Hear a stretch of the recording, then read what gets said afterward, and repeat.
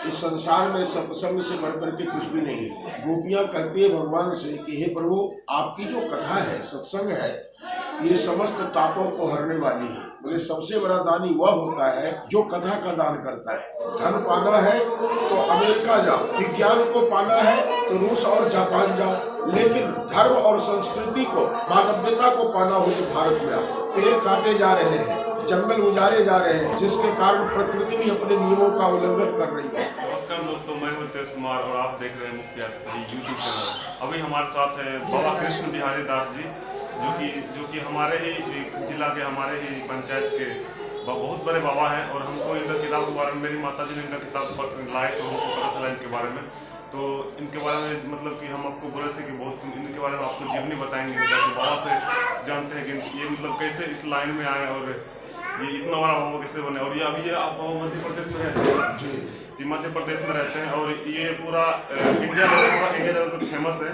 तो इनके बारे में हम बाबा से आपसे जानना चाहेंगे। बाबा, आप हमारे व्यूअर्स को बताएं कि आप इस लाइन में कैसे आए।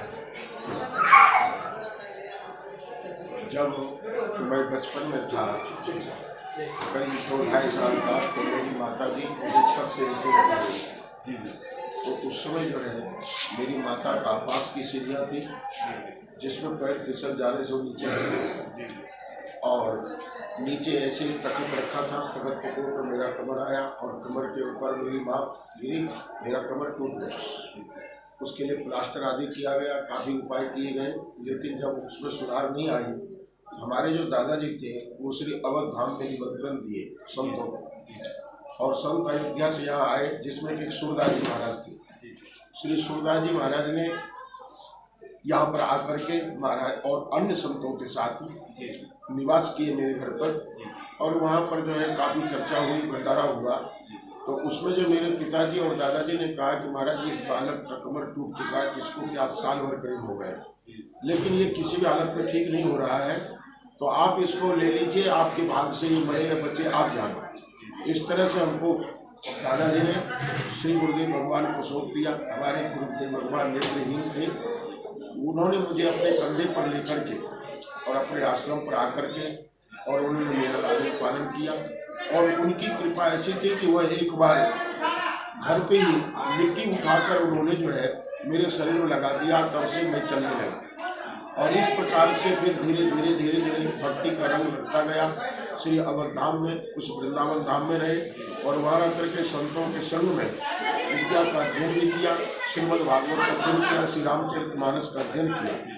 और अध्ययन करने के बाद मेरी लालसा हुई कि मैं समाज के कल्याण के कुछ भगवत चरित्र गाऊं, और गा करके लोगों को श्रवण कराकर उनके जीवन का कल्याण हो और मेरे भी जीवन का कल्याण हो। क्योंकि इस संसार में सत्संग से बढ़कर के कुछ भी नहीं है। तब कथामृतम तप्त जीवनम कवि विरडितम कल्मशापम श्रवण मंगलम श्री मदागतम भूमि ग्रंथ ते भूरिदा जना। गोपियां कहती है भगवान से कि हे प्रभु, आपकी जो कथा है, सत्संग है, ये समस्त तापों को हरने वाली है, मंगल प्रदान करने वाली है, श्री प्रदान करने वाली है। बड़े बड़े कवियों ने इसका गान किया है, समाज को सुनाया है। और इस संसार में दानी तो बहुत है, परंतु सबसे बड़ा दानी कौन होता है? बोले सबसे बड़ा दानी वह होता है जो कथा का दान करता है।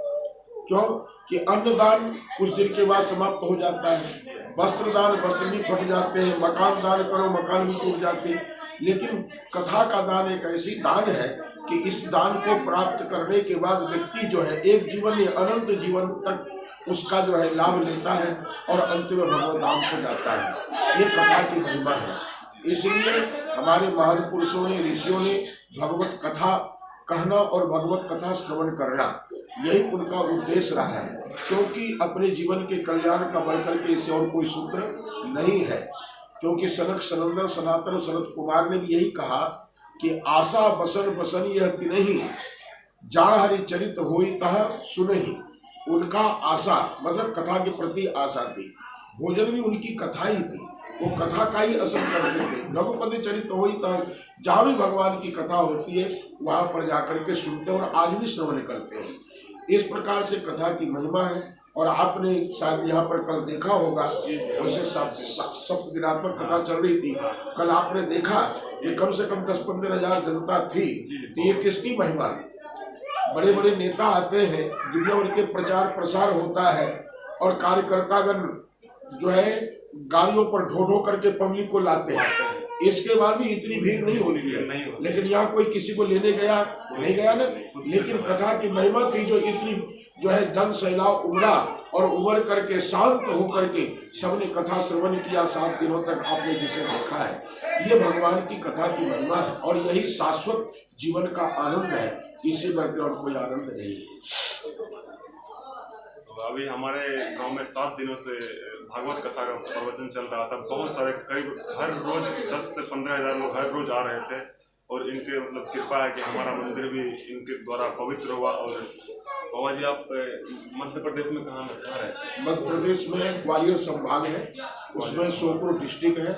उस शहर के अंदर ही गिरवरधारी हनुमान मंदिर है, जहाँ पर हमारे राम का निवास स्थान है। तो बाबा जी, हम आपसे जानना चाहते हैं कि आजकल के जो युवा हैं वो मतलब कि पश्चिमी सभ्यता की ओर जा रहे हैं, तो उनके बारे में आप क्या कहना चाहेंगे? ये हमारी संस्कृति बिगड़ती जा रही है। पहले पढ़ाइयों में धार्मिक ग्रंथों की पढ़ाई होती थी, अब आजकल धार्मिक ग्रंथों की पढ़ाई तो होनी नहीं है, आजकल धन कमाने की पढ़ाई जा रही है।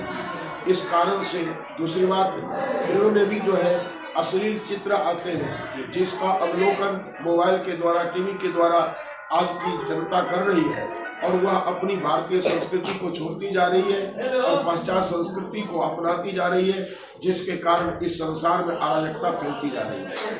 तो आप मतलब कि पश्चिमी सभ्यता की तरफ लोग भाग रहे हैं, तो आज हम मतलब कि हमारे व्यूअर्स को क्या संदेश देना चाहते हैं? हमारे आपने 7 दिन से तक कथा सुनी होगी, इसमें मैं यही प्रतिदिन कथा में रखता हूँ कि अपनी संस्कृति का ध्यान रखें।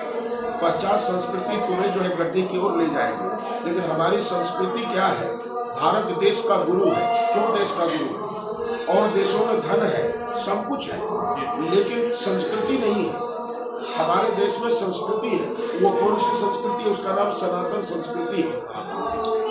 हमारे महान पुरुष कहते हैं कि धन को पाना है तो अमेरिका जाओ, धन पाना है तो अमेरिका जाओ, और विज्ञान को पाना है तो रूस और जापान जाओ, जहाँ पर की नई नई तकनीकें होती है। लेकिन धर्म और संस्कृति को, मानवीयता को पाना हो तो भारत में आओ, सब कुछ तुम्हें मिल जाएगा। लेकिन मानवीयता और यहाँ की संस्कृति जो है उसको सीखने के लिए भारत में ही जिनको आना पड़ेगा, तभी जाकर के ये संस्कृति उसके अंदर आ सकती है। हमें बहुत अभी गर्व महसूस हो रहा है कि हम इतने बड़े महान बाबा जी कृष्ण बिहारी दास जी हमारे जिला, हमारे पंचायत में जन्म लिए हैं और हम लोग काफ़ी गर्व महसूस होता है। तो बाबा जी, आपसे मिलकर काफ़ी अच्छा लगा। आप आशीर्वाद दीजिए, हम इस लाइन में सफल हो जाए। आप सफल होइए। और मैं एक ध्यान और आपको आकर्षित करना चाहता हूँ कि आप जहाँ भी जाए पर्यावरण के विषय में जरूर आप लोगों को कहें। क्यों कि आज देखिए कि बरसात जो है समय पर नहीं होती है, बिना समय की होती, फसल नष्ट होता है। इसका कारण क्या है? पर्यावरण दूषित हो चुका है, पेड़ काटे जा रहे हैं, जंगल उजाड़े जा रहे हैं, जिसके कारण प्रकृति भी अपने नियमों का उल्लंघन कर रही है। इसमें प्रकृति का दोष नहीं है, इसमें हमारी संस्कृति का दोष है। हमारे अंदर विकृति आ गई, जिसके कारण पर्यावरण बिगड़ता जा रहा है। इसलिए इसका पूरा ध्यान रखना चाहिए। यही हमारे मानव के लिए मेरी शिक्षा देनी है और मैं जहाँ भी जाता हूँ इसके विषय में प्रतिदिन कुछ न कुछ समय दे करके लोगों के विषय में रखता हूँ। आपने हमारे इतना टाइम दिया, बहुत बहुत धन्यवाद आपका। संत कृष्ण बिहारी दास जी, अगर आप इनसे कहीं भागवत कथा का प्रोग्राम लेना चाहे तो आप बाबा जी आपसे कोई कैसे मतलब कांटेक्ट करेगा, कैसे आपसे कोई मतलब जुड़ेगा?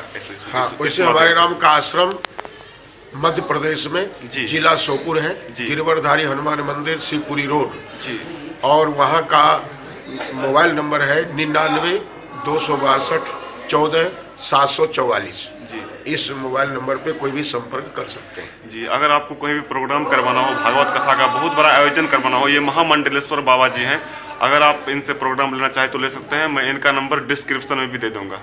बहुत बहुत धन्यवाद बाबा जी।